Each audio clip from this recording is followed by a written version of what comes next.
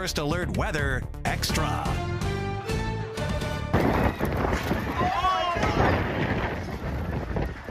Well, a really scary scene at a baseball game in West Virginia over the weekend after some wild weather blew through. A tent canopy collapsed and just blew away during the storm. 5 people suffered minor injuries. The game was actually able to continue after a brief delay. At least 35 people are dead and more than 200 injured in the Philippines after a powerful 7.8 magnitude earthquake. The quake also triggered a landslide and more than 130 aftershocks. Your reporter Jared Hill has the details. A 7.8 magnitude earthquake reduced buildings to rubble in the southern Philippines, sending students running for cover on the first day of school.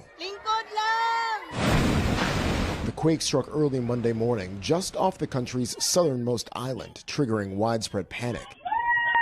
Video posted on social media showed people rushing out of shops and holding each other as the shaking began. In General Santos City, a Jollibee fast food restaurant crumbled. A police officer said the staff all made it out safely, and 3 people trapped inside were rescued. Customer, tao. The Philippines sits on the Pacific Ring of Fire and sees dozens of quakes a year, but this was one of the most powerful in decades.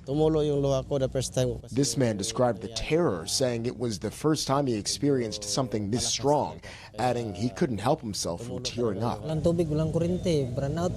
Someone else living in the area said they don't have water or electricity.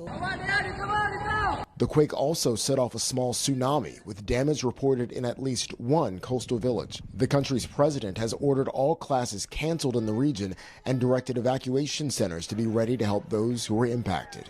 Jared Hill, CBS News.